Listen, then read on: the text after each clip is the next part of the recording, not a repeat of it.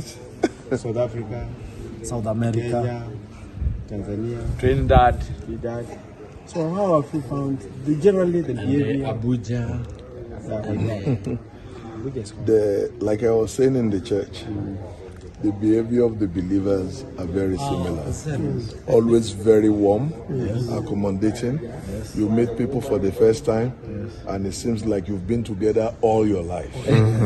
So what that tells me is that really we were in the same place together before now. Not existing as bodies, but in the same mind of God. Amen. So it's the mind of God unfolding. Everywhere I've been, I've seen warmness, welcome, and I think it's unique with God's children everywhere. So this message has done us great. He has done us great. He has So we done do us not great. underestimate ourselves. At all. And again, when you are in your first meeting, at a point you say that you have, as introductory part, you said you have now come to your people. Yeah, You have joined the other family members of the family. that's right. You remember saying that? I said that because I know it is so. You know, I traveled a few years ago with some of my friends. They wanted me to be with them for things not related to the gospel. Just they have a proposal to present somewhere. When I was working, I was a consultant, management consultant. So because I was available, they said, please can you travel with us to help us make this presentation? Yes. Yeah, my last professional real work was in 1998. Since then, the ministry took it up and so forth. So I said, okay, I'll go with you. So they arranged for my visas. We went to Dublin. We've traveled together to Dublin, to United Kingdom, even to this Kenya. We came to Utali College. Utali. So they noticed that anywhere I am, I would say, I want to go and see my family people.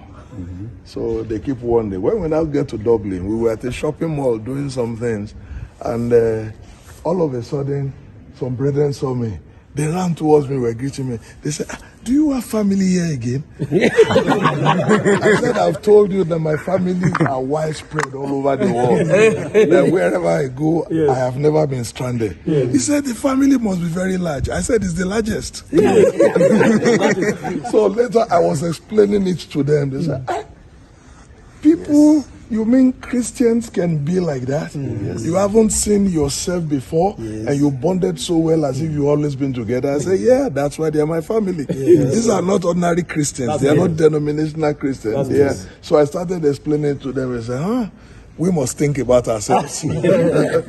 So that's why I said, everywhere I've been, I've never been stranded. Yeah, even to very remotest part of the world. There was a time, you know, I ministered in Guyana, and some of the pastors in Trinidad, they said, no, we are doing some work with Guyana brethren in the Amazon belt. That's in the forest belt of Venezuela, Brazil, you know, all those areas. That if I don't mind, they would like to sponsor a project for me to go there with a view to helping establish them. I said, okay. So they set a time, and they spent quite a lot. They chartered these two small low-flying aircraft, one for our cargo and one for the team that went with me. So we traveled. By here, we got to a place. Then we had to go by waters for 4.5 hours. Yeah, ocean water for 2.5 hours, then creek water for 2 hours. I still have some of the pictures and videos if I look for them. So I discovered them to be the real native of America, the Rand Indians. They were there. So I said, how did message got into a place like this?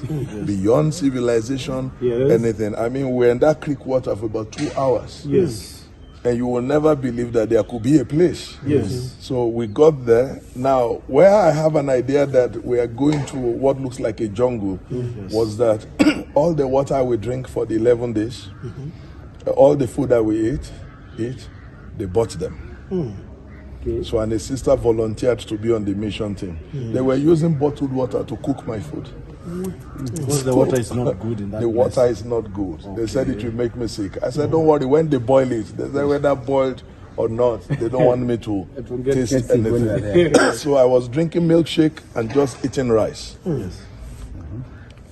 with canned sardines throughout that period. But that's one of the places I saw one of the happiest bunch of believers all over the world.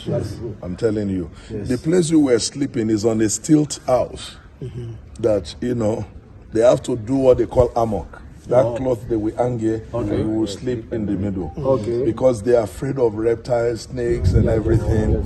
So if I want to wear my shoe in the morning, they have to check it very well to be sure that no reptile is hibernating there. It was that tough. And I was wondering, how did the message got here? Even Catholic is not here. But the message is there. But the message is there. And what happened? Some of our brethren went fishing along the ocean lines, and they got a pirate attack. So they just started running anywhere they could. And their path led to that creek area with a view to decoying those guys to stray away.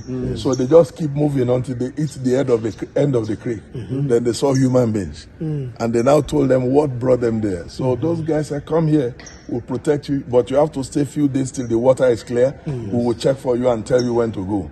So the brethren couldn't fish again now. They said, okay, if we can't fish, let's fish people. So this was how they started sharing the message, you know, with them. So I told them later, I said it was for the message that God sent you actually on that water at that time. So when the people showed interest and received it, they went home, got the pastor, and that was how they started working with them. So God helped us so much. We traveled through those coastal lines, and I think we baptized about 30-something people more. I was in that water for hours until my side was aching. Because they told me that since God bless them as the trophies of your ministry, you must baptize them. Initially,